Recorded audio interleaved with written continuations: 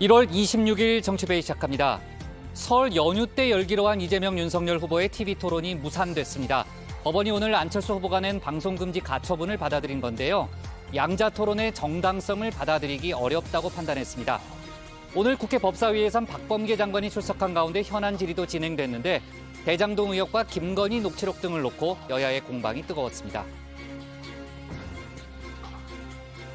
민주당 이재명 후보가 오늘 일체의 네거티브를 중단하고 여의도 정치를 확 바꾸겠다고 선언했습니다.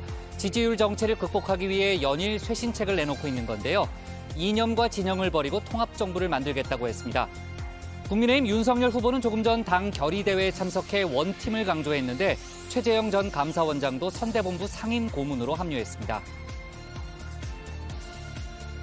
오미크론 대유행이 현실화됐습니다. 오늘 코로나 신규 확진자가 사상 처음 10,000명을 넘어 13,012명을 기록했는데요. 오늘부터 오미크론 대응 단계로 방역 체계도 바뀌었습니다. 또 다음 달 3일부터는 전국 동네 병원에서 코로나 검사를 받게 됩니다. 문재인 대통령은 조금 전 방역 점검 회의를 직접 주재했는데 철저한 대비를 주문하는 차원입니다. 오늘 준비한 소식 많습니다. 들어가서 본격적으로 정치부의 문을 열겠습니다.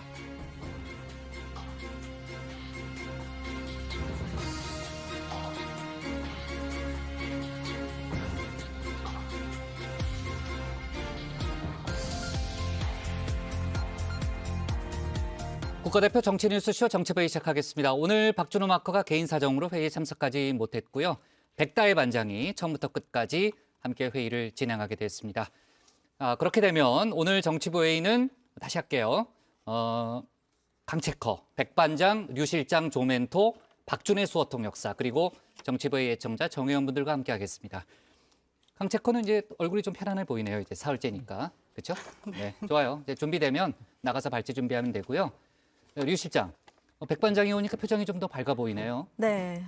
그래요? 너무 좋습니다. 좋아요. 네. 네, 박준호 각하가 또 섭섭하게 생각하죠. 네. 자, 이재명, 윤석열 후보의 이제 양자 토론, 이제 설 연휴 때 갖기로 한 양자 토론이 이제 끝내 이제 불발이 됐잖아요. 후보나 각 당의 입장이 다 나왔죠.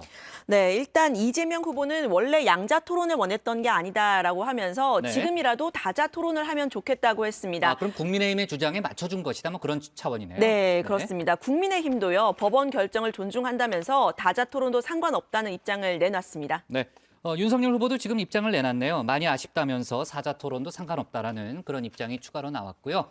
글쎄요, 뭐 지금 이제 뭐 이재명, 윤석열 후보 측이 다 다자 토론도 상관없다고 했지만 사실 이제 세부적으로 들어가 보면은 협상 과정이 좀 간단치는 않아 보이죠. 네, 그렇습니다. 그동안 사실 협상 과정도 간단치가 어려웠죠. 않았는데 네. 일단 설 연휴에 당장 이번 주 말에 토론을 하는 거는 물리적으로 좀 어려워 보이고요. 네. 다자 토론을 하더라도 누구까지 허용할지가 논란거리입니다.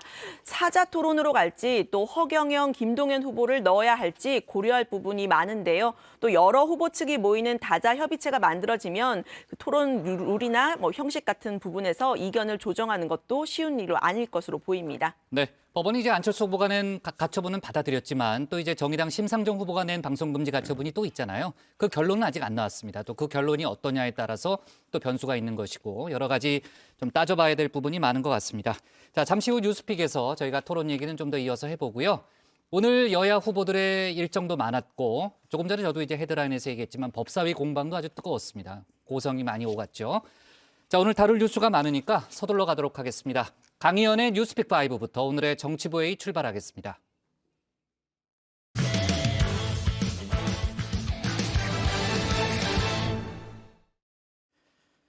국내 코로나 신규 확진자 수가 오늘 10,000명을 넘었습니다. 코로나 발병 이후 역대 최다 기록이죠.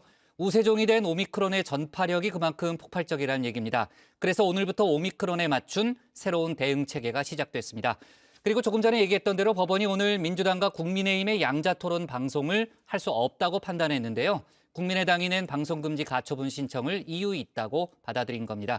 관련 소식들을 강희연 체커가 정리했습니다. JTBC의 가장 빠른 저녁 종합 뉴스 뉴스픽5 시작합니다.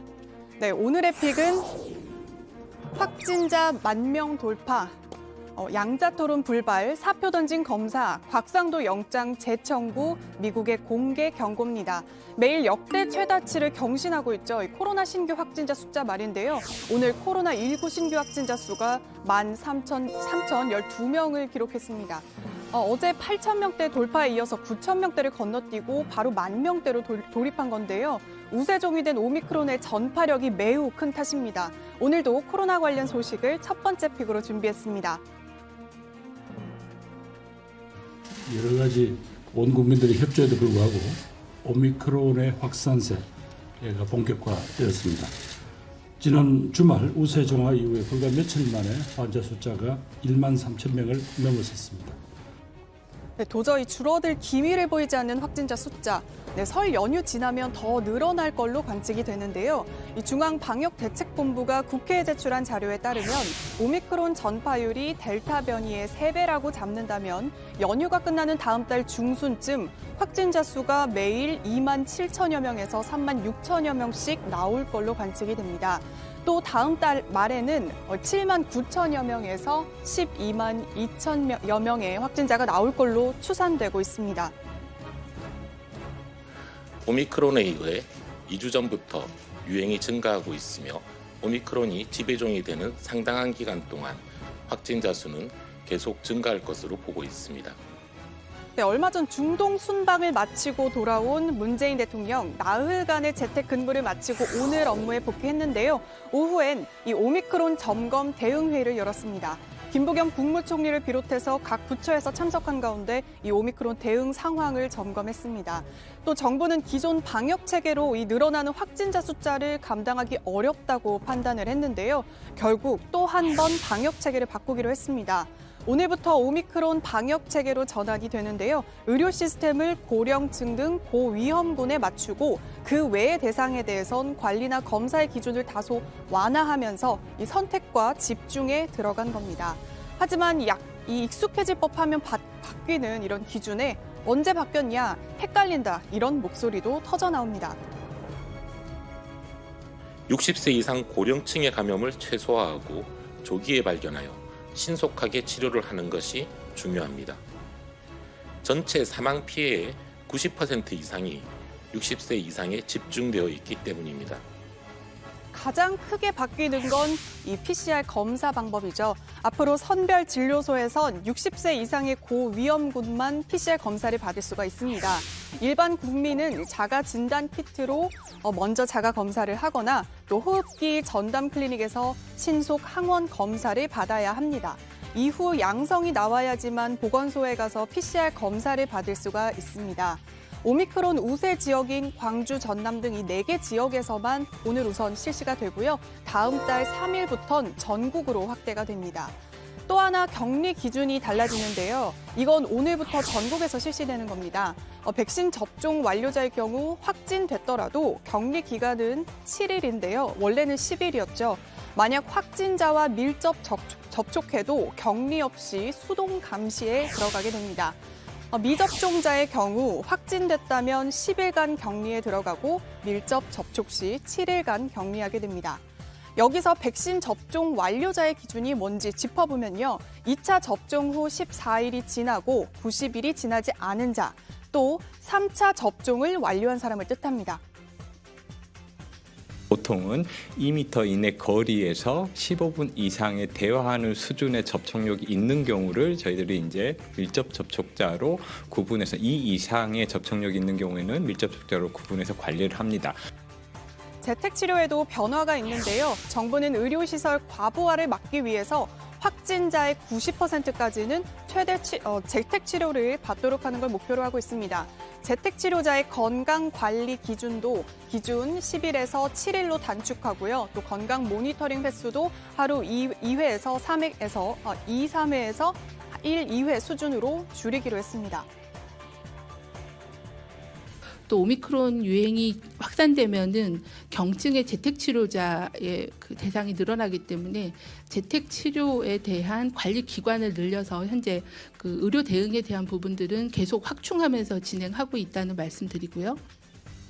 네, 확진자 1명이 발생하면 평균 3명이 추가로 격리에 들어가는데요. 하루 확진자가 1만 명이면 3만 명, 2만 명이면 또 6만 명, 이렇게 눈덩이처럼 불어나는 겁니다. 확진자 수가 늘어나면서 의료뿐 아니라 소방, 돌봄, 치안 등 전반적인 이 사회 기능 자체가 마비될 수 있다는 우려도 나오고 있습니다. 사회 활동을 활발히 하는 청장년층에서 발생이 가속화되고 확산될 경우 업무 공백으로 사회 기능 유지에 지장을 초래할 수 있어 네, 이미 하루 최대 100만 명까지 확진자가 쏟아지고 있는 미국의 경우에 이런 우려를 현실에서 마주하고 있는데요. 마트 매대가 텅 비고 또 유통센터도 일시에 멈춰버린 겁니다. 이런 문제는 우리에게도 닥칠 수 있다는 거죠.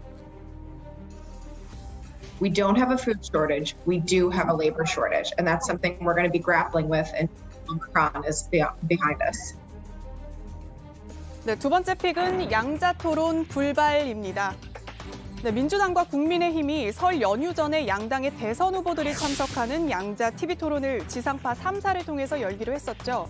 이 토론 하지 못하게 됐습니다. 앞서 국민의당은 안철수 후보가 참석하지 않은 이번 양자 TV 토론은 형평성과 또 공정성에 어긋난다면서 법원에 방송금지 가처분 신청을 냈는데요. 법원이 오늘 안 후보 측의 입장을 받아들여서 방송할 수 없다고 판단했습니다. 네, 이 방송 토론과 관련해가지고 너무나 중요한 선거운동 방식이기 때문에 이러한 식의 제한은 유권자들의 선택권을 본질적으로 침해한다는 것이 법원의 입장이고 그래서 인용될 것이라고 당연히 생각을 하고 있고요. 네, 법원은 지상파의 토론 개최의 이 재량권이 있다고 해도 방송 토론회가 매우 강력한 영향력을 행사하는 이 TV 토론 방송을 통해 이뤄지는 만큼 그 재량의 일정한 한계가 설정돼야 한다고 봤습니다. 또 대선이 불과 40일밖에 남지 않은 시점을 고려했다고도 밝혔는데요. 국민의당은 이번 판결은 안철수의 정치적 승리란 입장을 밝혔습니다. 법원의 판결은 한마디로 사필 규정입니다. 사회적 공기인 방송을 기득권 양당이 야합하여 독점함으로써 선거에서의 부당한 이익을 취하려 했던 정치적 담합에 대한 국민적 평가와 심판이 법원을 통해서 내려졌습니다. 네, 또 다른 소수 정당이죠. 정의당도 이 소식을 기쁘게 받아들이고 있습니다. 이번 양자 TV 토론에서 제외됐던 정의당도 지난 20일 법원에 지상파 3사를 대상으로 방송금지 가처분 신청을 냈습니다. 정의당은 법원이 국민의당과 같은 판결을 내줄 거라고 기대하고 있습니다. 이번 지상파 3사 토론회에 정의당 심상정 후보는 공직선거법상 참여 자격이 있고 방송사는 참여시켜야 될 의무가 있는 자입니다. 네, 앞서 국민의당과 정의당은 양자 TV 토론에 대해서 거대 정당의 폐악질이라며 강하게 반발해 왔었는데요. 안철수 후보는 혐오감 1위 후보와 2위 후보가 토론을 하니 혐오 토론이 되는 거라면서 비판했습니다. 혐오감 1위 후보하고 혐오감 2위 후보가 토론을 한다니까 이거는 혐오 토론이 되는 겁니다. 그냥 덩치로 두 사람만 밀어붙여서 마치 지금 대선을 양자구도 두 사람 중에 한 사람의 선택처럼 이렇게 몰고 가려고 하는 것은 국민을 기만하는 행위입니다. 네, 마찬가지로 정의당 심상정 후보도 학교에서 키 작다고 시험장에서 내쫓는 것과 뭐가 다르냐, 폭거다 이렇게 강하게 비판해 왔습니다. 학교에서 키 작다고 시험장에서 내쫓는 건 뭐가 다릅니까? 이것은 민주주의에 대한 다양성과 다원주의를 말살하는 그런 민주주의 폭거라고 생각합니다. 이번 토론이 만약에 양당의 합의대로 진행된다면 선거운동 담합이다. 이렇게 생각합니다. 네, 이제 난감해진 쪽은 양자 TV 토론을 추진해왔던 민주당과 국민의힘이죠. 법원이 양자 토론을 할 수 없게 한 만큼 이제 사자 혹은 다자 토론을 두고 원점에서 협상을 시작해야 합니다. 우선 민주당과 국민의힘 모두 법원의 결정을 존중한다며 이 다자 토론도 상관없다는 입장을 밝혔습니다. 과연 이 설 연휴 TV 토론이 열릴 수 있을지 치열한 협상이 예상됩니다. 네, 세 번째 픽은 이 사표 던진 검사입니다.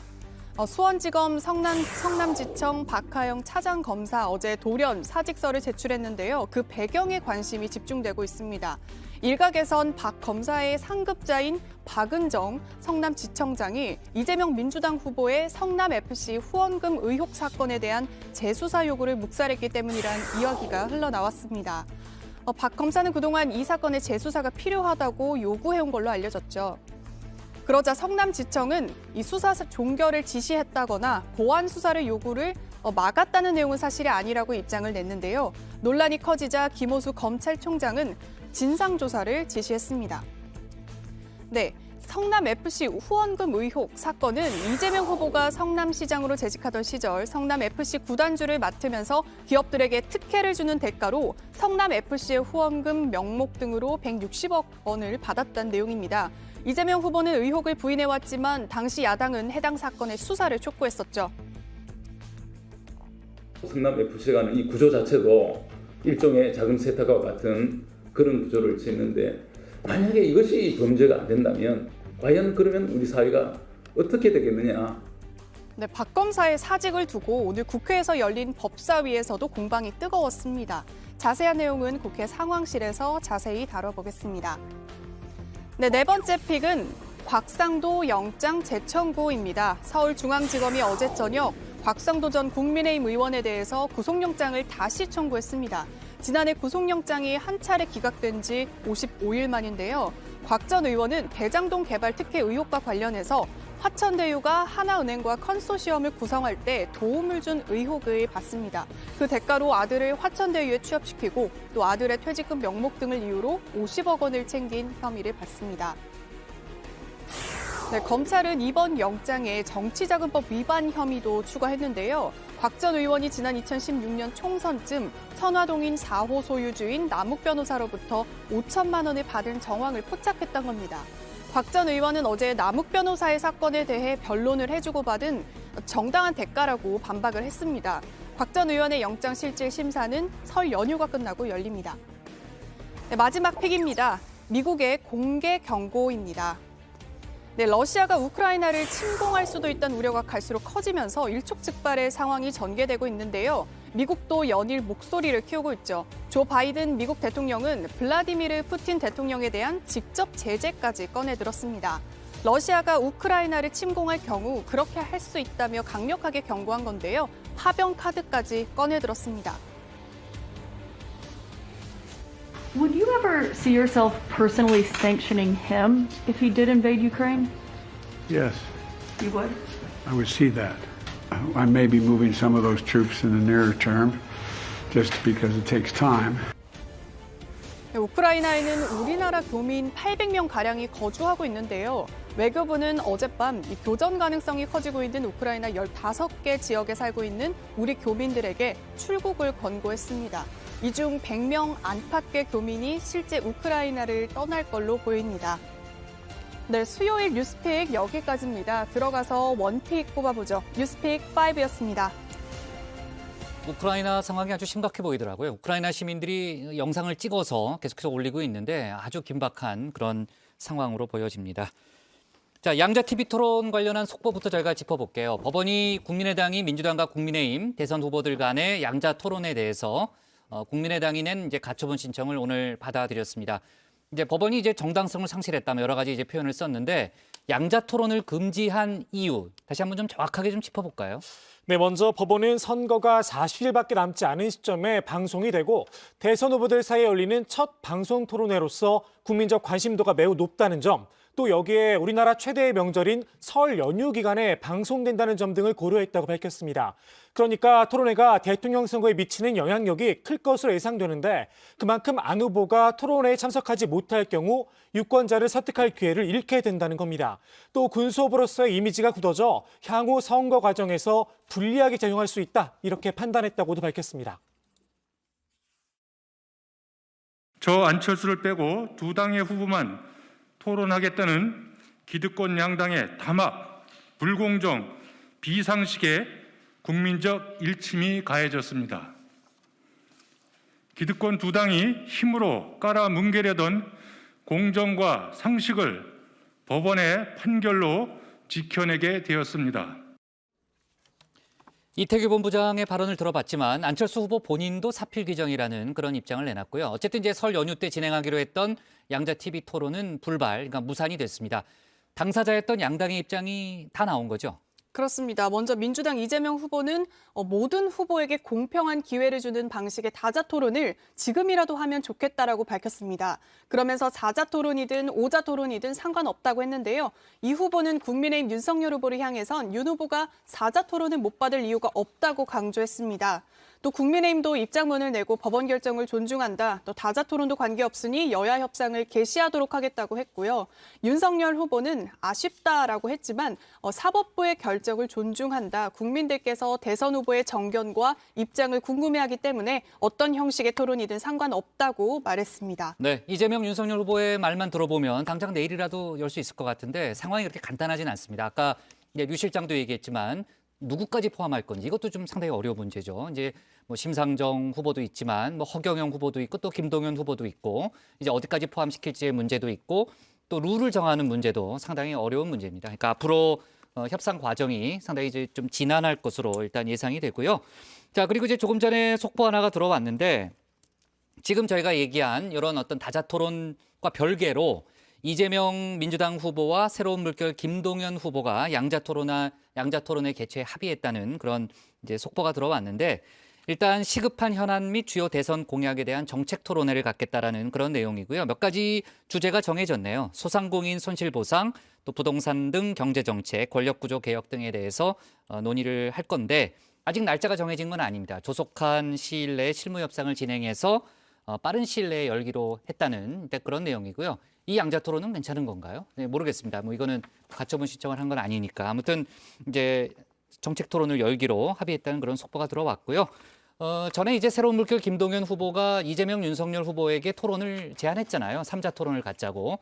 그때 이제 이재명 후보가 긍정적으로 화답을 했고 그래서 아마 이제 토론회가 성사되지 않았나 싶기도 하고 전에 이제 허경영 후보 같은 경우에는 심상정, 안철수 후보에게 또 3자 토론을 제안을 했었죠. 그거에 대한 답은 아직 없습니다. 네.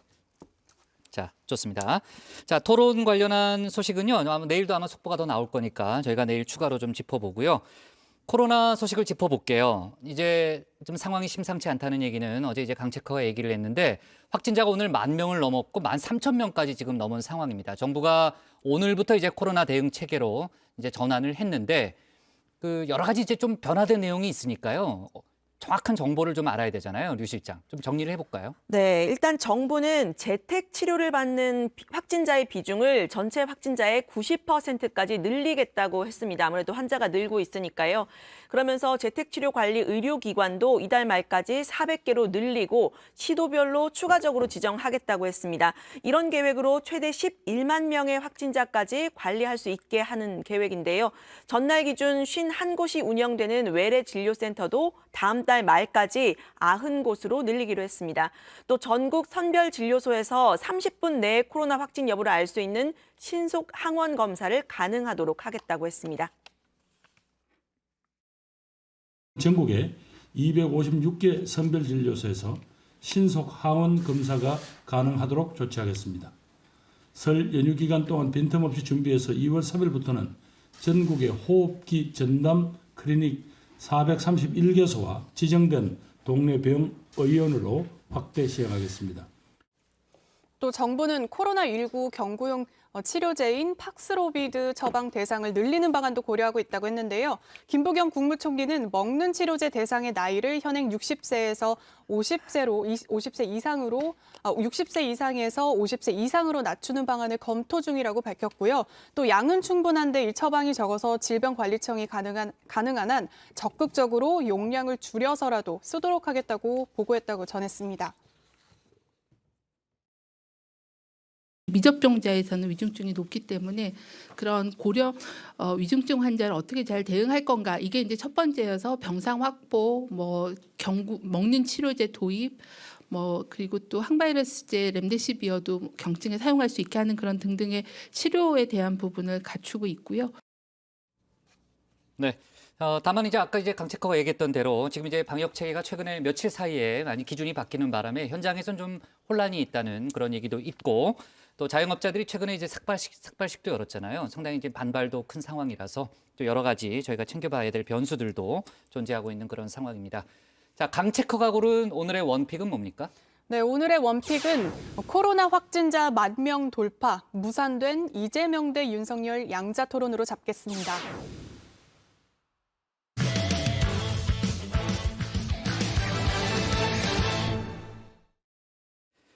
오늘 국회에서는 법사위 전체 회의가 열렸습니다. 현안 질의였는데 사실상 여야 대선 후보의 대리전 양상이었죠.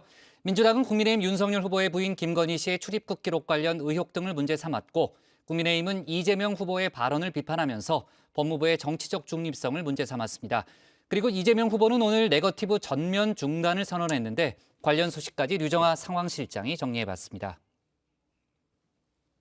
류정아 실장이 회의 끝나고 단일화 보니 눈싸움이 떠오른다는 건 너무 무리수 아니냐면서 한마디 하더군요.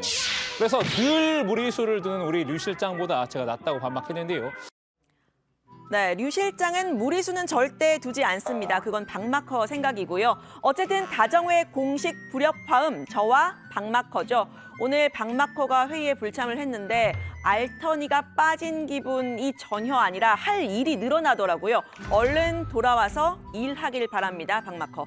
네, 오늘 국회에서도 불협화음이 제대로 나왔습니다. 법사위 현안 질의가 열린 건데요. 그동안 여야 간 설전이 오갔던 주제들 보시면 대부분 법사위 현안들이죠.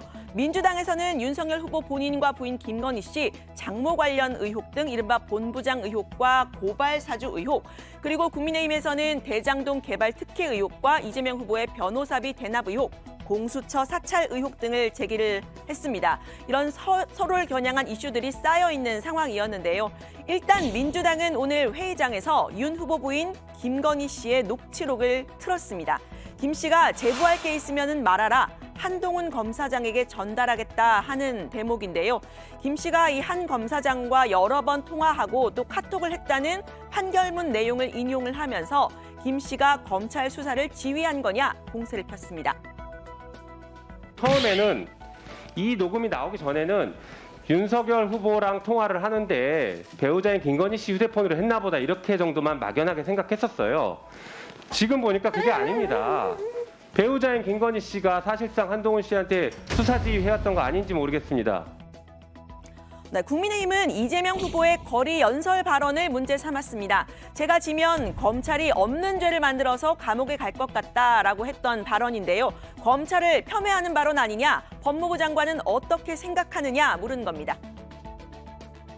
장관님, 여당의 대선 후보가 이번 대선에서 지면 검찰이 없는 죄를 만들어 감옥에 보낼 것이다, 이렇게 공개된 장소에서 발언을 해요. 지금 박범계호 검찰은 대통령이 누가 되느냐에 따라서 없는 죄도 만들어내는 그런 검찰인 것이죠. 그렇죠? 그건 말씀도 안 되는 말씀 질문하지 마십시오. 자.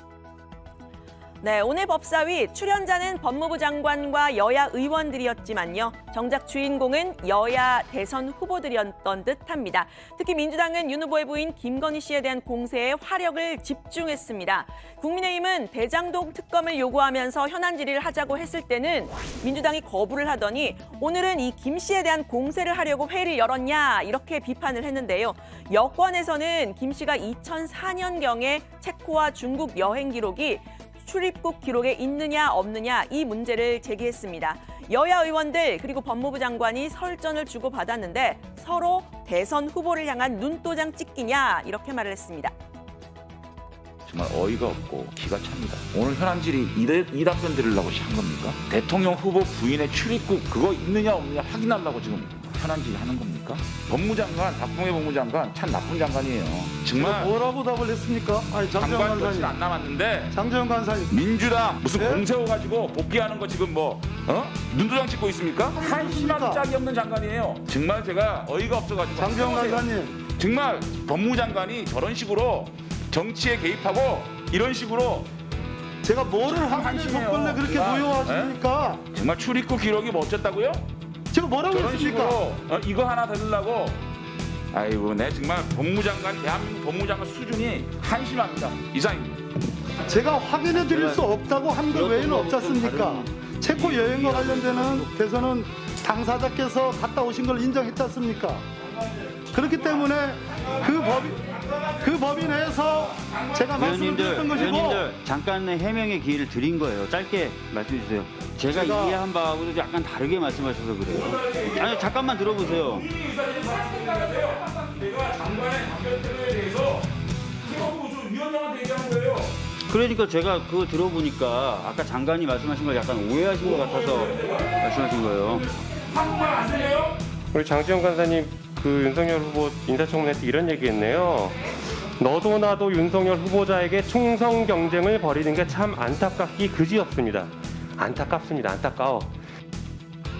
네, 법사위에서 여야가 이렇게 후보를 대리한 난타전을 벌인 이유, 대선이 그만큼 임박했다는 거겠죠. 잠깐 여론 상황 살펴보고 갈 텐데요. 오늘 여론 상황실은 백다혜, 유정화의 다정 크로스 발제로 가보겠습니다. 백반장 나와주세요.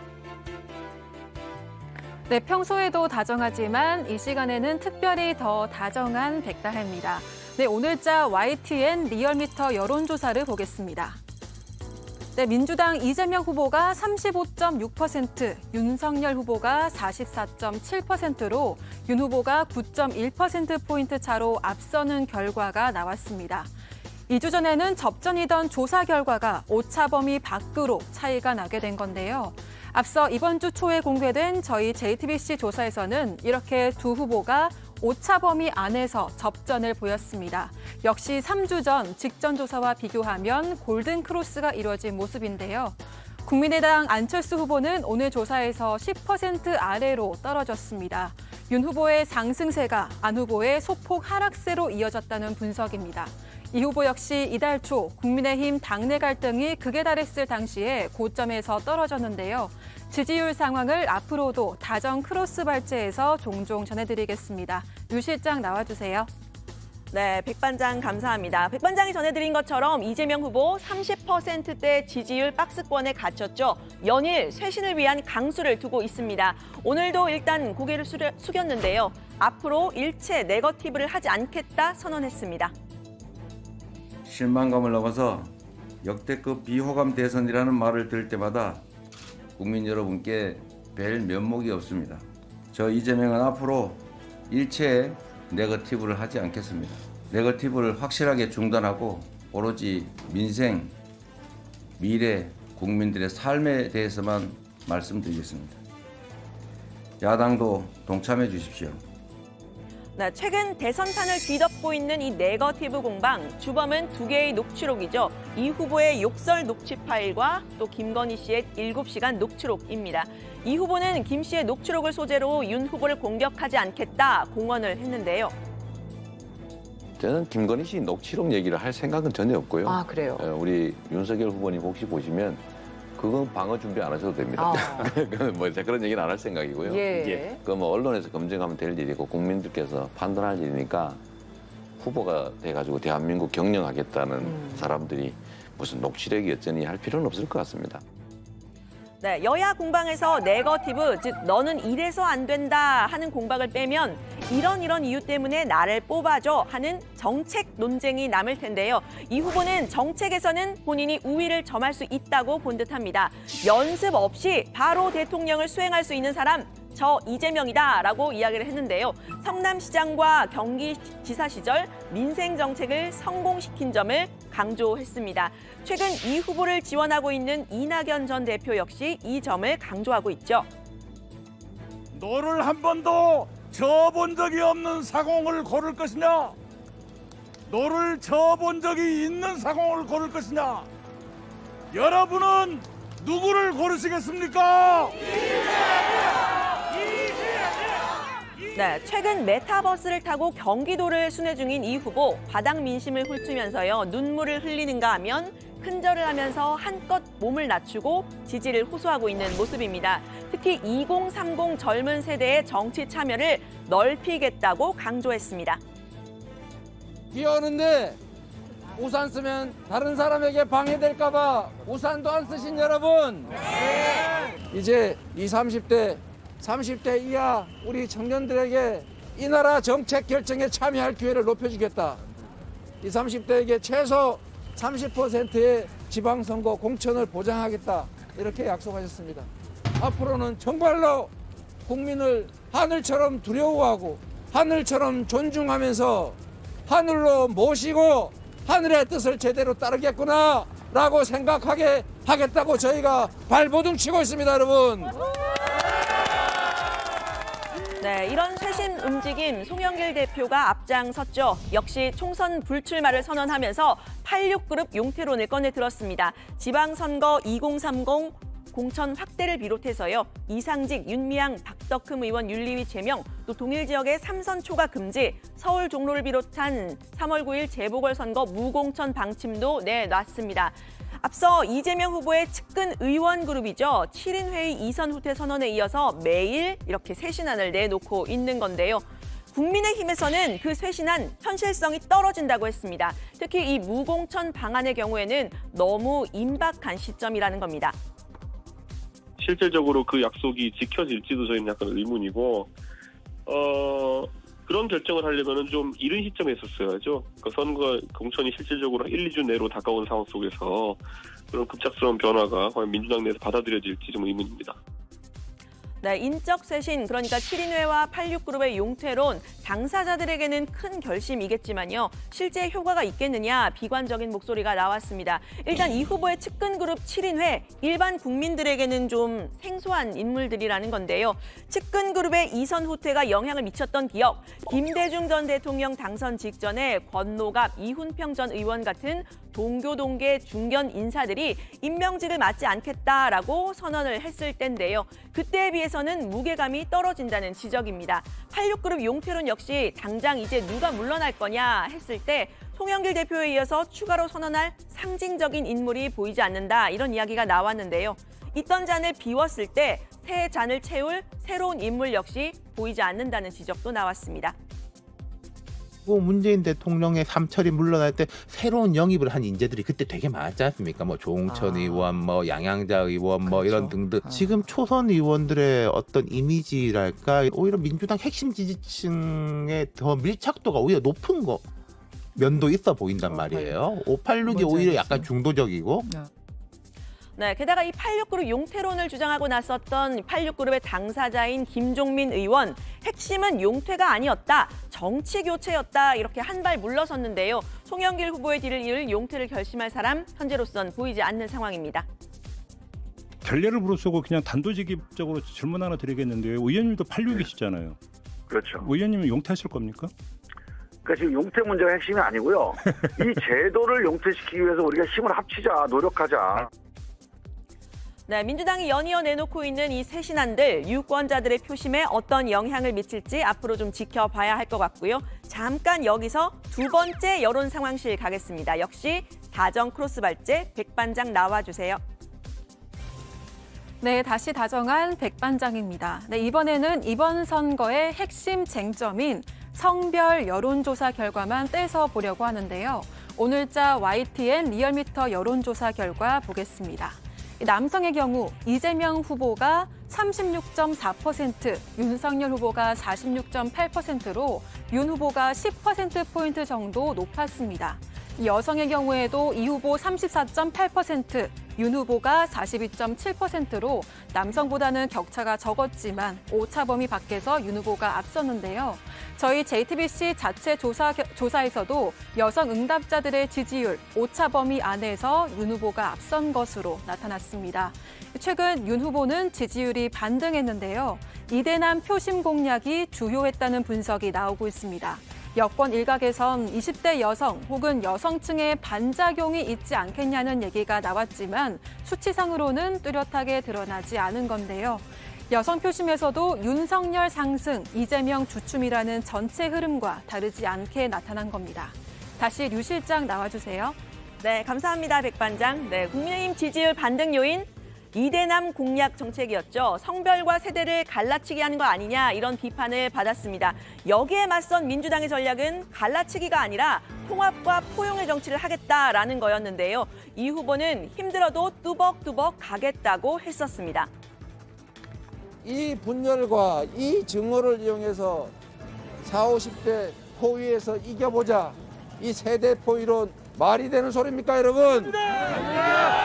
세대를 포용해야지요. 같이 살아야지요. 네, 원칙적으로는 맞는 말이지만 이 이대남 공약이라는 공격적인 전략에 비해서는 좀 안이했던 것 아니냐, 이런 지적도 나왔는데요. 최근 고 박원순 서울시장의 성폭력 사건 피해자가 쓴 나는 피해 호소인이 아닙니다라는 책이 나왔죠. 이 피해 호소인이라는 단어, 여권 인사들이 주도해서 만든 신조어입니다. 국민의힘은 이 점을 들어서 민주당과 여성가족부가 남성도 여성도 제대로 대변하지 못하고 있다고 공격하고 있죠. 민주당은 피해 호소인이라는 표현을 썼습니다만 여가부는 최초에 피해 고소인이라는 표현을 썼습니다. 그러니까 여성 피해자의 권익을 챙기겠다는 부처에서 이 정치적 사건에서 피해자의 편을 들지 않고 침묵하다가 비겁한 프레임을 사용했다. 네, 대선이 42일 남았습니다. 설 밥상 민심을 좌우할 거라고 봤던 대선 후보 양자 토론은 법원의 결정으로 일단 무산이 됐는데요. 표심을 가를 여야의 움직임 앞으로도 다정회에서 전해드립니다. 오늘 발제는 이렇게 정리합니다. 대선 후보 대리전된 법사위, 네거티브 중단 전격 선언한 이재명.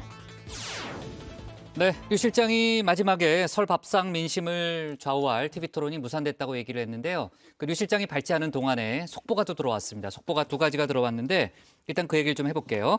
일단 오늘 이재명, 윤석열 양자 토론에 대해서는 법원이 정당성을 잃었다고 이제 판단을 했잖아요. 그래서 양자 토론은 무산이 됐습니다. 방송 3사가 지금 이제 조금 전에 이재명, 윤석열, 안철수, 심상정 이렇게 이제 사자 토론에 대해서 합의를 하고 후보들에게 이제 사자 토론을 요청을 했는데 날짜도 나왔습니다. 그러니까 31일 설 전날인 다음 주 월요일 31일 또는 2월 3일 그러니까 설 연휴 끝나고 바로 목요일에 사자 토론을 열자는 요청을 이제 후보들에게 했다고 합니다. 아까 저희가 이제 허경영 후보 얘기도 했는데 허경영 후보도 요즘 뭐 지지율이 잘 나오는 그런 조사들이 있는데 일단은 4명으로 국한된 그런 결정을 했고요. 기본적으로 이제 TV 토론 또 방송사 자율성이 어느 정도 인정되는 그런 부분이기 때문에 이제 방송 3사가 이제 사자 토론에 대해서 합의를 하고 이제 의견을 냈고요. 바로 이재명 후보의 입장이 지금 막 나왔습니다. 이재명 후보는 31일 또는 2월 3일 중에 가급적 31일에 성사되기를 희망한다. 그러니까 둘 다 괜찮은데 좀 빨리 여는 게 좋지 않겠냐는 그런 입장을 냈고요. 28일에 그 관계자들이 이제 룰 미팅을 연다고 하네요. 그때 이제 조속한 시일 내에 TV 토론이 열기로 합의가 됐으면 좋겠다는 그런 입장을 내놨고 윤석열 후보나 이제 다른 후보들의 입장이 지금 나오진 않고 있는데 뭐 중간에 속보가 나오면은 저희가 얘기를 해보도록 하겠습니다. 자, 그리고요 또 하나 속보가 들어온 거는 앞서 제가 이제 코로나 얘기를 다루면서 오늘 오후에 이제 코로나 상황이 심각하기 때문에 이제 확진자가 13,000명을 돌파했잖아요. 문재인 대통령이 오미크론 관련한 첫 방역 점검 회의를 주재했다는 그런 얘기를 앞서 했는데 문 대통령의 발언이 지금 막 나왔습니다. 오미크론에 대한 대응 속도를 높여야 한다는 그런 얘기하고요. 특히 이제 진단 키트 수급에 신경 써야 한다는 그런 주문이 있었습니다. 아무래도 이제 방역 체계가 바뀌면서 이제 직접 이제 진단 키트를 활용한 그런 체계로 바뀌잖아요. 예전에 이제 마스크 대란 뭐 다들 기억할 텐데 그 마스크 대란 같은 사태가 일어나지 않도록 이제 진단 키트에 대한 수급에 이제 각별한 신경을 써야 한다는 주문을 한 것으로 보입니다. 네. 자, 류 실장 얘기하는 동안에 제가 뭐 발제를 안 본 건 아니에요. 발제를 보면서 또 한편으로 속보도 챙기는 그런 멀티플레이. 말씀이 정말 맞는 것 같습니다. 다정회를 꼭 봐야 되는 게 속보가 너무 많기 때문에 너무 매일매일 지켜봐야 류 실장이 될 것 발제한 것도 제가 들었어요. 네. 들으면서 네. 멀티플레이를 했다는 거 오해하지 말기 바라고요. 이따 강체커에게 한번 물어보겠습니다. 알았어요. 네. 자, 일단 역시 이제 오후에 들어온 속보인데 그 이재명 후보가 오늘 노동 공약을 발표했죠, 강체커. 그렇습니다. 이재명 후보가 오늘 주 4.5일제 도입을 위한 이 사회적 대화를 시작하겠다고 했는데요. 우리나라 노동 시간이 주 52시간으로 줄었지만 OECD 평균보다는 훨씬 더 많이 일하고 있다면서 주 4일 혹은 4.5일제를 도입한 기업엔 다양한 형식의 인센티브를 제공하겠다고 했습니다. 또 연차 휴가 일수와 또 소진율을 선진국 수준으로 높이고 시간 외 수당을 지급하지 않은 포괄 임금 약정을 제한하겠다고 했는데요. 이 후보는 소년공 시절을 회고하면서 비록 재팔은 굽었지만 굽고 흰 노동 현실은 바로 펴고 싶다면서 노동이 존중받는 세상을 만들고 싶다고 했습니다. 네, 오늘 이 후보가 발표한 노동시간 단축 정책은 앞서 주 120시간 노동을 언급했던 국민의힘 윤석열 후보의 노동관과는 분명한 차이가 있는데요. 윤 후보는 주 52시간제 유연화, 포괄임금제, 최저임금제 폐지 등도 언급한 바가 있죠. 이 후보의 정책은 정확히 이와 반대되는 면을 보이고 있습니다. 이 후보는 특수고용 노동자와 플랫폼 노동자들을 포괄적으로 보호하는 기본법을 제정하고 상시 지속 업무의 정규직을 고용 원칙으로 해서 적정 임금 제도를 추진하겠다고 했습니다. 산재 예방과 아프면 쉴 권리 보장, 또 노조할 권리 확대 등 6대 노동 공약을 발표했습니다. 네. 자, 오늘 법사위에서 그야말로 여야 후보 대리전으로 불릴 정도로 치열한 공방이 있었잖아요. 아까 이제 장제원 의원과 또 박범계 장관의 설전도 저희가 봤는데 오늘 그 법사위에서 국민의힘이 이제 대장동 의혹 말고 이재명 후보와 관련한 새로 나온 이슈를 또 들고 나왔죠, 백 반장. 네, 그렇습니다. 앞서 강체커가 세 번째 뉴스픽으로 전했던 성남지청 차장검사 사표와 관련한 소식인데요. 성남FC가 두산 등 기업으로부터 160억을 후원받은 대신 구단주이던 이재명 후보가 기업들의 민원을 들어줬다는 의혹입니다. 이 사건을 수사하던 박하영 성남지청 차장검사가 부당한 지시에 반발해 사표를 냈다는 의혹인데요. 압력을 가한 것으로 알려진 박은정 성남지청장이 친여 성향의 인사로 알려지면서 논란이 커졌습니다. 국민의힘은 검찰의 이런 모습에 대해 분노하지 않을 수 없다며 문제를 제기했는데요. 박범계 장관의 답변까지 들어보겠습니다. 재수사 필요성을 수차례나 요구했는데 4개월간이나 지청장이 수사를 하지 못하게 했다. 지청장이 청장실의 기록을 수시로 가져가서 끊임없이 트집을 잡고 막은 것으로 알려지고 있어요. 안타깝고 검찰의 이러한 모습에 대해서 분노하지 않을 수가 없습니다. 사표를 냈다고 하는 그 차장과 또 지청장 사이에 견해 차이가 있었던 듯 합니다. 그러나 법과 원칙에 따라서 지금 아까 무혐의가 2번 난 것과 포함해서 저는 절차에 따라서 잘 법과 원칙에 따라서 하신 것만데 생각을 합니다. 네, 그동안 이제 그 윤석열 후보의 부인 김건희 씨의 7시간 통화 녹취와 관련된 공방이 뜨거웠는데 오늘 법사위에서는 김 씨의 출입국 기록을 둘러싼 공방도 이어졌죠. 네, 그렇습니다. 김건희 씨가 지난 2004년 어머니 최모 씨와 당시 최 씨 사건과 관계됐던 검찰 간부 양재택 전 검사와 함께 체코 여행을 갔다는 의혹이 있었는데요. 김 씨가 서울의 소리 이명수 기자와의 통화 녹취록에서 관련 사실을 인정했습니다. 양 전 검사의 부인이 사정상 가지 못했고 패키지 여행이어서 문제가 없었다고 한 건데요. 여권에선 여행을 갔다는 걸 인정했는데 출입국 기록엔 관련 내용이 없다고 공세를 폈죠. 특히 비슷한 시기에 김 씨가 중국 여행도 갔다고 하는데 관련 기록이 있느냐는 질문을 오늘 법사위에서 했는데요. 최근 합당하면서 민주당 최고위원이 된 최강욱 전 열린민주당 대표입니다. 박범계 장관은 출입국 기록 관련 사항을 상세히 설명했는데요. 한번 들어보시죠. 김건희 씨와 양재택 씨가 교분을 주고받았다고 얘기되고 있는 시기에 둘이 함께 중국으로 여행을 다녀온 적이 있다. 출입국 기록을 보면 확인할 수 있을 것이다 라는 제보를 받았습니다. 어떻게 이 부분이 자료 제출을 통해서 확인될 수 있겠습니까? 이름은 김건희, 그리고 구명, 옛날 이름 명신, 괄호치고 이렇게 사실조회 신청이 있었습니다. 저는 납득이 가지 않습니다만 우리 직원은 김건희로 검색을 해봤고 김명신이 아닌 이름만 명신으로 검색을 했습니다. 그 결과 검색 결과 나오지 않았습니다. 당연한 이치지요. 그러나 체코 여행과 관련된 출입국 기록은 그때도 지금도 삭제되지 않고 우리 법무부에 그대로 남아 있습니다. 중국 여행 관련된 말씀을 물으셨는데 이 사안, 이 의혹의 실체적 진실은 분명히 존재합니다. 그러나 법무부 장관이 여기서 그것을 확인해 드릴 수는 없습니다. 결과적으로 체코 여행 기록은 법무부에 남아있다. 당시 기록이 검색되지 않았던 건 검색을 잘못했기 때문이란 이런 답변인데요. 중국 여행과 관련해서는 사생활이라서 장관이 답변하기 적절치 않다고 했습니다.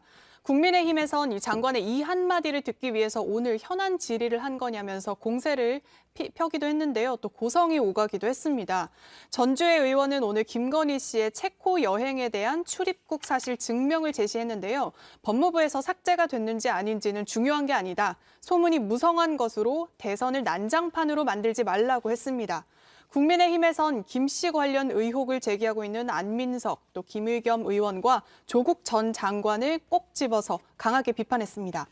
민주당이 연일 쇄신안을 내놓고 있는데요. 86그룹에서 추가로 용퇴를 선언한 사람은 아직은 없는 거죠. 네, 그렇습니다. 민주당 김남국 의원은 쇄신해야 한다는 목소리는 계속 나오고 있지만 민주당 의원들 단체 대화가 네. 있는데 거기에서 뭐 별다르게 얘기가 오가는 건 없다고 했습니다. 송영길 대표에 이어서 추가 선언을 할 사람이 딱히 보이지 않는다는 건데요. 역시 86그룹의 대표 주자라고 할 수 있는 우상호 의원의 경우에는 지난 서울시장 보궐선거 출마 당시에 국회의원 불출마 선언을 이미 했었죠. 이번에 페이스북에 약속을 꼭 지키겠다 이런 글을 남겼는데요. 관련해서 김남국 의원의 이야기 들어보시죠. 우상호 의원이 이번에 SNS에 올린 건 사실 재확인 정도고 새롭게 총선 불출마 선언한 86은 없죠? 없습니다. 없죠. 김종민 의원님이 긴 글을 장문의 글을 올려서 이제 86 용태론 비슷하게 이야기를 했었습니다. 민주당에서는 국민의힘을 향해서도 쇄신론을 주장하고 있죠. 네, 그렇습니다. 일단 송영길 대표가 불출마 선언을 하면서 여러 가지 쇄신론을 내놨는데요. 국민의힘은 과연 얼마나 쇄신하고 있느냐 문제를 제기한 겁니다. 직접 들어보겠습니다. 의원의 불출마라는 것은 보다도 저는 좀 먼저 국민의힘이 국정농단 했던 과거 이제 상황에서 보면 그 당시에 의원들이 물러난다라는 이야기를 또 책임 있게 다음번에 불출마한다는 이야기를 들어본 적은 없습니다. 양당의 정치 개혁에 대한 의지를 비교해서 봐주셨으면 하는 생각이 듭니다. 네. 자, 그리고 민주당과 관련해서 이제 몇 가지 좀 속보를 챙겨보면요. 이낙연 전 대표를 경선에서 도왔던 이른바 이낙연 측 의원이라고 볼 수 있겠네요. 이제 30명이 이제 기자회견을 열고 당내 앙금을 접고 이재명 후보 중심으로 단결돼야 한다는 이제 그런 기자회견을 열었다고 합니다. 이제 공동 선대위원장을 맡았던 홍영표 의원과 또 공격에 앞장섰던 서른 의원 등이 이제 포함됐다고 하고요. 그리고 오늘 국민의힘 박수영 의원이 이재명 후보의 장남에 군병원 특혜 입원 의혹을 제기했었어요. 그러니까 2014년에 국군 수도병원에 특혜 입원한 의혹이 있다라는 이제 그런 내용이었는데 민주당 선대위가 조금 전에 입장을 냈습니다. 가짜 뉴스를 유포하고 있다 이런 내용이고요. 정상적인 청원 휴가를 받아서 민간 병원에서 수술을 하고 수도병원에 입원한 것이다라는 그런 내용입니다. 자, 아무래도 이제 여야 간의 공방이 이제 뜨겁다 보니까 여러 가지 이슈들이 있네요. 오늘 발제 이렇게 정리하겠습니다. 대선 후보 대리전 된 법사위 네거티브 중단 전격 선언한 이재명입니다. 다음은 조익신 멘토의 톡 쏘는 정치로 가겠습니다.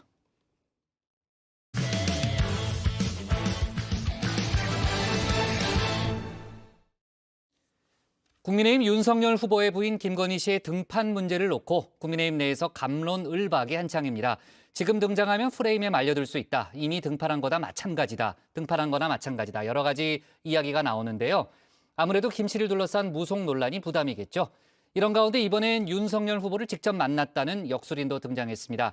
윤 후보는 오늘 당 결의대회에 참석해서 원팀을 강조했는데 관련된 내용들을 톡 쏘는 정치에서 짚어봅니다.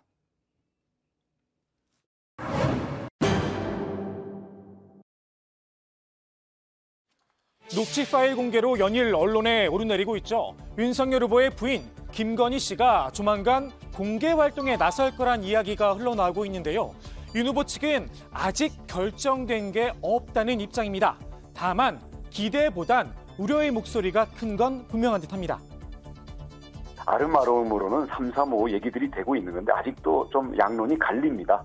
근데 주된 논의는 현재 등장하면 온갖 프레임을 씌우려고 하는 그런 부분에 말려들 필요가 없지 않는가 이런 논의도 좀 많은 것 같습니다.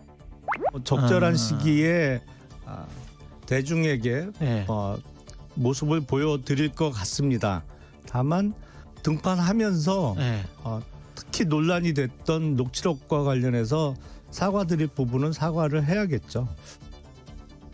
서울 민심을 본 뒤에 등판 여부를 결정할 거란 말도 나오는데요. 결국 윤 후보와 김 씨가 결정할 문제겠죠.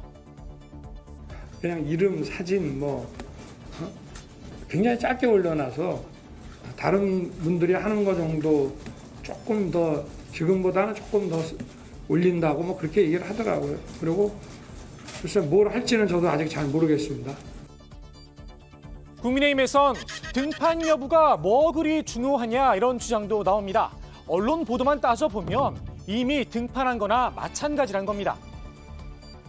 이미 내용적으로 등판해 있기 때문에 언제 나와도 자연스러운 상황이고 아마 국민들 김건희 씨가 매일 뉴스에 나오잖아요. 근데 등판한 이재명 후보 배우자는 뉴스에 잘 안 나오잖아요. 그러니까 일반 국민들은 오히려 민주당 후보자가 등판 안 했다고 느낄걸요. 김 씨에게 꼬리표처럼 따라붙은 무속 논란.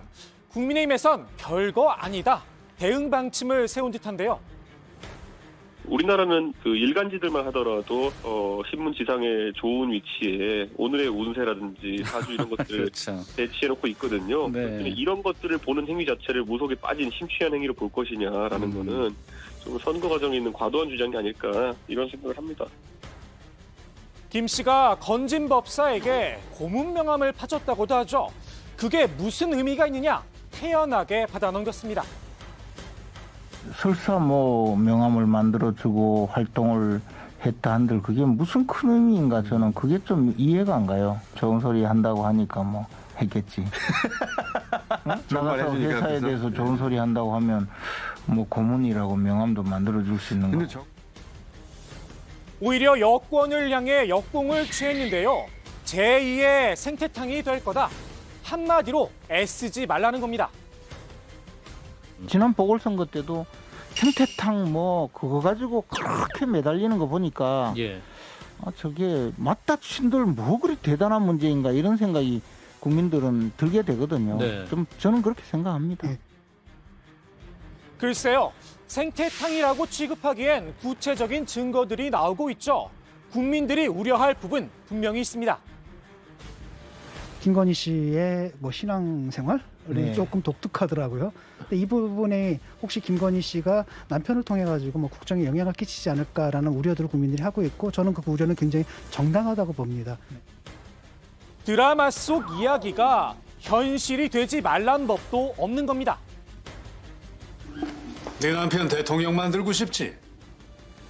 용이 요의주를 물고 승천할 사주로구만. 하필 올해 흉살이 들었네. 일주가 백호 대살이네. 까딱하다간 목숨을 잃을 수도 있어. 그럼 어떻게 해야 되나요? 꽃 같은 처녀 13명을 제물로 바친다면 뱀신의 노여움을 풀 수가 있지. 국민의힘에선 한마디로 기우라는 입장인데요.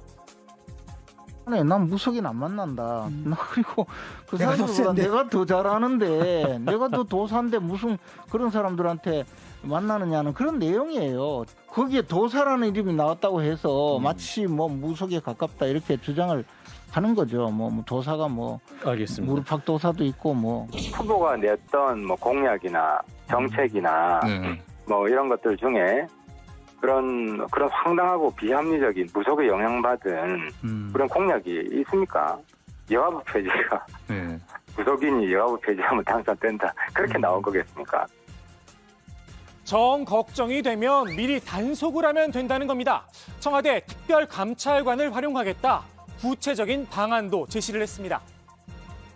윤석열 후보는 당선이 되면 임기를 시작함과 동시에 청와대 특별감찰관을 임명해서 청와대 특별감찰관의 가장 큰 책무가 친인척 관리 감독이잖아요.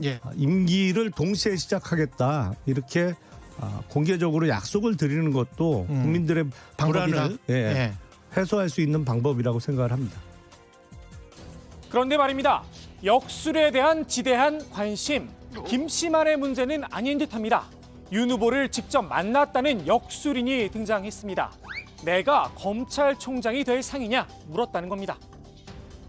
내보고 이야기가 나는 지금 기수가 좀 뒤로 있어서 이번에 내가 사양을 하면 다음에 또 그런 기회가 오겠습니까? 이러면 오지 않습니다. 그래서 그렇게 이야기하고 이제 그래 알겠다 하더라고요. 그래. 전화로 조국 전 법무부 장관이 왕이 될 상인지도 물었다고 하죠. 옆에서 들리니까 조국이 대통령 되겠는가 물어보라고 이렇게 시키더라고요. 남편이.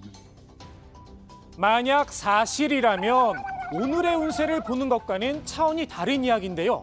당장 민주당에선 윤 후보 역시 무속에 심취 있는 게 아니냐 공세를 폈습니다. 점술, 무속하고는 좀 구별해서 다르죠. 봐야 되겠죠. 네, 하지만 어떤 과학적 데이터에 기반해서 합리적 추론을 한다? 뭐 사실 그건 아니죠. 그런데 그런 분에게 자신의 앞날에 대해서 물어보고 또 그걸 따랐다. 그런 점에 있어서 지금 김건희 씨가 무속에 심취해 있다고 하는데 본질적으로 정도의 차이는 있을지 모르지만 윤석열 후보도 마찬가지다. 저는 그렇게 생각을 합니다. 배우자만의 문제라던 국민의힘, 해명이 필요할 듯 싶습니다. 우리 후보는 별 문제가 없고 후보 와이프만 배우자만 문제가 있다. 근데 우리 당은 후보 본인이 문제가 있다. 이 대결로 지금 가고 있거든요. 국민들이 볼 때는. 근데 후보 배우자 문제는 후보가 컨트롤 잘하면 됩니다. 후보 본인의 문제는 해결할 방법이 없어요. 윤석열 후보 본인의 문제죠. 삼부 토건에서 17차례에 걸쳐 명절 선물을 받았다는 보도가 나왔는데요. 윤 후보는 지난 2006년 파주 운정지구 투기 의혹을 사건의 주임 검사였습니다. 당시 시공사였던 삼부 토건을 수사 대상에서 제외했다는 의혹이 일기도 했는데요. 윤 후보 측은 선물을 받은 건 맞지만 사건을 봐준 사실은 없다 선을 그었습니다. 택배가 오는데 그거를 반송 그 택배 물건 들고 오신 분한테 도로 들고 가세요 하기도 좀 죄송한 상황이고 그게 뭐 아주 뭐 대단하고 어떤 금전적인 가치가 높은 게 아니라면 김, 국감, 밤 같은 농산물을 받고 사건을 봐줬다는 건 앞뒤가 많지 않다라는 겁니다. 검사로서 공정한 수사를 했다는 건데요. 윤 후보의 검사적 시각에 딱 걸린 분, 홍준표 의원이 있죠. 윤석열 후보는 아직까지 그런 현실 정치를 깊이 해본 분이 아니거든요. 그렇죠. 그래서 이 상황을 부정행위 내지 비리 내지 부패행위로 생각했을 가능성이 커요. 구태 정치에 이어 부패 행위란 꼬리표까지 붙인 게 아닌가 싶은데요. 홍 의원이 국민의당 최진석 상임선대위원장을 만난 사실을 놓고도 오해를 살 수 있다 날을 세웠습니다. 두 분이 정말 국민의힘 그리고 국민의당의 어떤 대선을 앞두고 후보 단일화가 됐던 아니면 어떤 정권 교체를 위해서 힘을 합치자는 그런 논의를 하기 위한 만남이 아니었다면 잘못된 만남으로 비춰지지 않을까요? 최 위원장은 홍 의원뿐 아니라 김종인 전 총괄선대위원장도 만났죠. 괜한 오해를 살 수도 있다 생각했는지 일반적인 얘기만 했다. 정치 얘기는 하나도 안 했다. 김 전 위원장이 먼저 선을 그었습니다. 안철수 후보 측도 인사차 만난 거다 확대 해석을 경계했는데요. 혹시 모를 단일화론을 미리 차단한 겁니다. 안 후보는 이른바 안희화를 주장하며 단일화 이야기를 애써 피하고 있는데요. 역설적으로 단일화의 늪에 빠진 모양새입니다. 단일화 이슈, 안 후보 지지율엔 독이죠. 최근 일부 여론조사에선 지지율이 보시는 것처럼 한 자릿수로 내려앉았는데요. 단일 후보 적합도에서도 윤석열 후보에게 보시는 것처럼 이렇게 밀렸습니다. 설 연휴 전에 반전의 계기를 만들어야 한다 생각한 듯 싶습니다. 안 후보가 생각한 돌파구, 바로 음원 발표입니다. 오늘도 버티고 버텨본다. 도대체 내 집은 어디에? 안 후보가 음반 제작에 직접 참여했다고 하는데요. 자신의 공약을 노래로 엮은 겁니다. 정책이 참 중요하잖아요. 우리 삶을 바꿀 수 있잖아요. 좀 더 좋게 만들 수 있잖아요. 근데 사람들이 어렵고 이해하려고 하지 않고 재미가 없는 거예요. 어떤 식으로 이해를 시켜드릴까. 이런 노래로 정책에 대해서 좀 더 쉽게 알리고 공감을 얻으면 참 좋겠다는 생각이 들었습니다. 안 후보가 부른 솔로곡도 선보였는데요. 그대 매일 어딜 바라보나요? 그대 매일 무슨 생각하나요? 나는 느낄 수 있죠. 나도 바라고 있죠. 그대와 나 함께 꿈꾸는 세상. 2030 세대가 이번 앨범의 주요 타깃이라고 하죠. 일단 한 사람의 마음은 분명하게 잡은 듯 싶습니다. 바로 안 후보의 딸 안설이 박사입니다. 아빠가 음반 피처링에 참여하셨다고 그러더라고요. 근데 너무 의외였어요. 뭐 집에서 노래를 잘 부르시는 편도 아니고 가끔씩 부르실 때 뭐 예를 들어 뭐 동행 등 부르실 때는 뭐 잘 부르신다고, 저는 그냥 개인적으로 아빠가 노래를 잘 부르신다고 생각했거든요. 그래서 조금 기대도 돼요.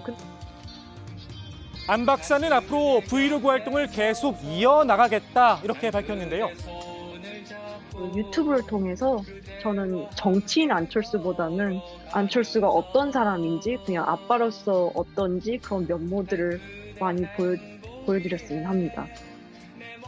부인에 이어 딸까지 나선 안 후보 가족, 이른바 가족 리스크가 없다는 점을 보여주려는 게 아닌가 싶습니다. 국민의당에선 설 밥상 민심을 차지할 사람은 안 후보밖에 없다 자신했는데요. 오늘의 톡쏘는 한마디, 권은희 원내대표의 말로 대신합니다.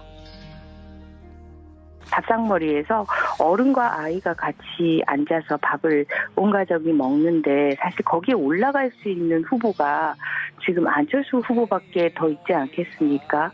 다른 후보들에 대한 의혹, 문제, 이런 부분들을 어떻게 세대를 같이 하는 밥상머리에서 이야기를 하겠습니까? 지난주였던가요? 이재명, 윤석열 후보가 춤을 추는 그런 모습을 저희가 봤었는데 안철수 후보는 음원을 냈네요. 한동안 이제 마라톤에 좀 심취했었는데 이제 본인이 이제 또 가수 컨셉으로 좀 얘기를 한 것 같고요. 윤석열 후보의 오늘 행보를 좀 짚어볼게요. 선대본부에서 주최한 외교안보 정책 토론회에 참석을 했는데 이 자리에서 국가 정체성을 강조했죠, 백 반장. 네, 맞습니다. 윤석열 후보는 정신이 흔들린 나라는 망한다면서 확실한 국가 정체성이 안보의 최우선 조건이라고 강조했습니다. 자유민주주의와 인권 존중 정신, 그러니까 헌법 정신에 입각해서 나라가 운영돼야 한다는 건데요. 윤 후보는 앞서 대북 선제 타격론을 언급했었는데요. 치명적인 타격을 가할 능력이 있고 그럴 의지가 있다는 걸 천명하는 게 한반도 평화와 안보에 매우 중요한 태도라고 다시 한번 주장했습니다.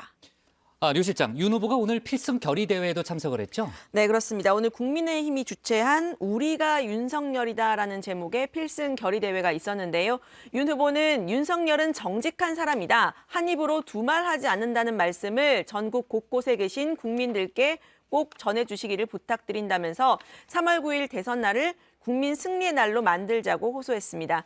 윤 후보는 이어서 민주당 정권에 실망하신 국민께서 아직 마음을 정하고 계시지 못한 분들도 많이 있다면서 우리가 한층 더 낮은 자세로 국민께 다가가고 국민의 삶을 살뜰히 챙기기를 원하고 계신다. 그래야 하지 않겠냐라고 당부했습니다. 윤석열 후보가 지난번에 여성가족부 폐지라는 한 줄 공약을 내걸어서 상당히 큰 파장이 있었는데 어제 다시 한 줄 공약을 내놨죠? 그렇습니다. 탈원전 백지화 원전 최강국 건설이란 이 13자를 적었는데요. 윤 후보는 어제 원전 비전을 확대하겠다며 그런 뜻을 밝혔습니다. 이 탈원전 백지화의 의지를 다시 한번 분명히 한 겁니다. 윤 후보는 임기 내에 미세먼지를 30% 감축하겠다고 약속을 하면서 LNG, 석유, 석탄 등 화석 연료의 이런 발전 비중을 임기 내에 3분의 1로 감축하고 그 대신에 미세먼지와 온실가스 배출이 없는 재생에너지와 또 원전 비중을 확대하겠다고 말했습니다. 앞서 저희가 상황실에서 얘기했습니다만 민주당 이재명 후보가 오늘 네거티브를 중단하겠다는 발표를 했잖아요. 국민의힘은 이제 와서라고 이제 날을 세웠다는 거죠? 네, 그렇습니다. 국민의힘 허은하 수석 대변인은 대부분의 사람들은 이제 와서라는 반응을 보일 뿐이라면서 이재명 후보의 말은 너무 가볍게 뒤집히고 행동은 뱉은 말과 모순돼 도저히 믿음이 가지 않는다고 날을 세웠습니다.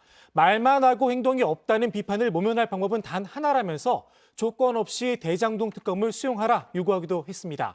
황교안 선대본부 대변인도 어물쩍 물타기로 자신의 잘못을 넘어가려는 꼼수에 불과하다고 평가절하했는데요. 말이 아닌 행동으로 네거티브 중단을 증명하라 촉구했습니다.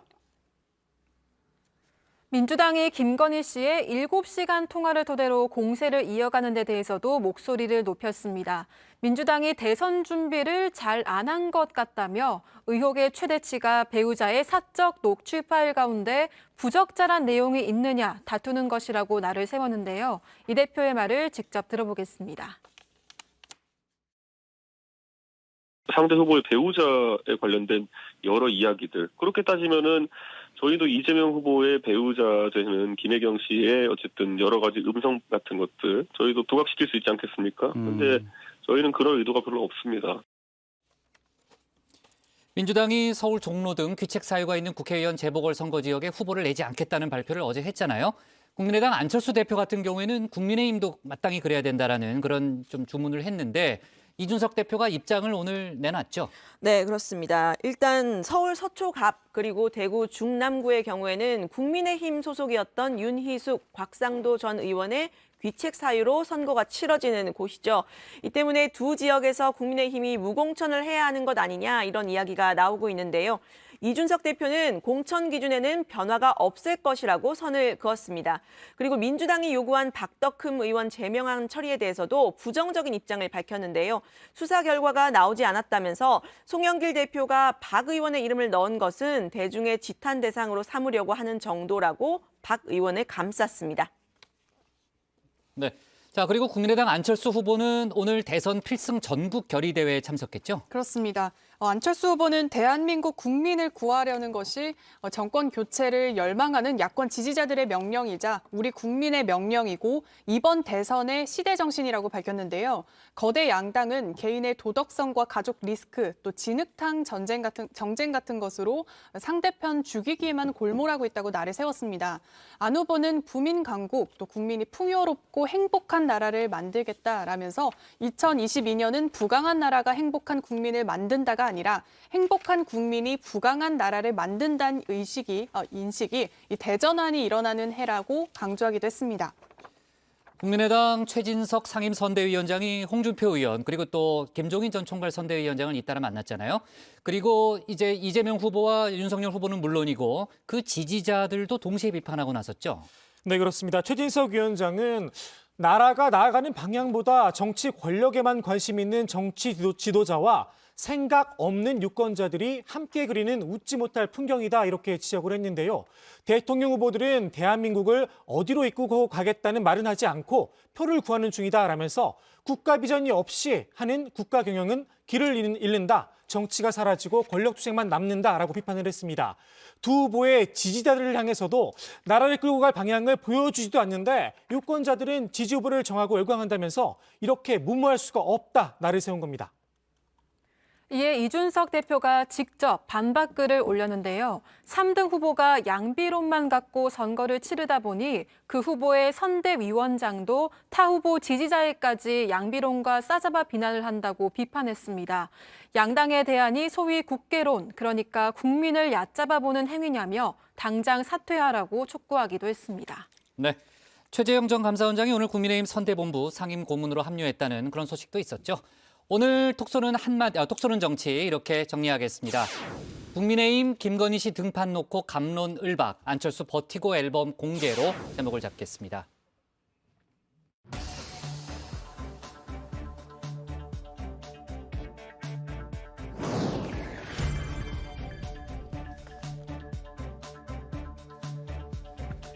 놓쳐선 안 될 뉴스들을 쉽고 빠르게 전해드리는 백다혜의 이 시각 다정회입니다. 지금 시각 5시 48분인데요. 이 시각 다정회 소식들 먼저 키워드로 살펴보겠습니다.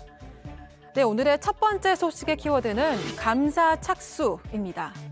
재작년인 2020년 5월부터 광복회는 국가유공자 자녀에게 장학금을 주겠다며 국회에서 카페를 운영해 왔는데요. 그런데 김원웅 광복회장이 이 카페에 자금 수천만 원을 횡령하도록 지시했다는 의혹이 제기돼 국가보훈처가 감사에 나섰습니다. 앞서 한 언론 매체는 광복회 전 간부 A씨의 증언을 통해 김 회장의 지시로 횡령이 이뤄졌고 이 돈은 김 회장의 안마시술소와 이발소 이용 등에 쓰였다고 보도했습니다. 김 회장은 횡령 지시 의혹을 부인한 것으로 알려졌는데요. 보훈처는 관련 보도 내용에 대한 사실관계를 파악하기 위해 감사를 실시하겠다고 밝혔습니다. 또 감사 결과에 따라 행정처분, 형사고발 등 가능한 모든 조치를 취하도록 하겠다고 전했습니다. 다음 소식의 키워드는 115억 횡령입니다. 115억 원의 공금을 횡령한 혐의를 받고 있는 서울 강동구청 공무원의 구속 여부가 이르면 오늘 결정될 것으로 보입니다. 서울 동부지방법원은 오늘 업무상 횡령 혐의를 받는 강동구청 주무관 김모 씨에 대한 구속영장 실질 심사를 진행했는데요. 김 씨는 지난 2019년 12월부터 지난해 2월까지 구청 자원순환과와 투자유치과에 근무하면서 구청 기금을 빼돌린 혐의를 받고 있습니다. 이 돈은 SH공사가 센터 건립 비용으로 낸 건데요. 115억 원 중 김 씨가 구청 계좌로 돌려놓은 38억 원을 제외하고 77억 원은 아직 찾지 못했습니다. 김 씨는 경찰 조사에서 횡령금을 주식에 투자해 모두 잃었다고 진술한 것으로 알려졌는데요. 경찰은 김 씨의 계좌를 추적해 공범 여부 등을 수사할 예정입니다. 네, 마지막 소식의 키워드 보겠습니다. 네, 친모 맞다인데요. 지난해 초 경북 구미의 한 빌라에서 여자 어린이가 숨진 채 발견된 사건 기억하시나요? 당초 아이를 방치해 숨지게 한 김모 씨가 아이의 엄마로 알려졌었는데 경찰 수사 과정에서 놀라운 사실이 드러났죠. 유전자 검사를 통해 외할머니로 알려졌던 성모 씨가 아이의 친모이고 김 씨는 아이의 언니임이 밝혀졌습니다. 결국 석 씨는 친딸인 김모 씨가 출산한 아이를 자신이 몰래 낳은 아이와 바꿔치기해서 빼돌린 혐의로 재판에 넘겨졌습니다. 줄곧 아이를 낳은 적이 없다며 혐의를 부인하던 석 씨에게 항소심에서도 징역 8년의 중형이 선고됐습니다. 재판부는 3번의 유전자 감정 결과 등을 보면 석 씨와 숨진 아이 사이에 친모, 친자 관계가 성립한다고 봤습니다. 한편 성모 씨의 딸이자 숨진 아이의 언니인 김모 씨는 동생을 친딸로 알고 키우다가 방치해 숨지게 한 혐의로 재판에 넘겨졌는데요. 항소심에서도 징역 20년을 선고받고 대법원의 상고를 포기하면서 형이 확정됐습니다. 지금까지 시각다정의 백다였습니다. 오늘 정치부에는 여기까지입니다. 저희는 내일 오후 4시 반에 다시 찾아뵙겠습니다. 네. 일단 오늘 다정 크로스 발대 어떠셨어요? 좋았어요. 아주 좋았어요.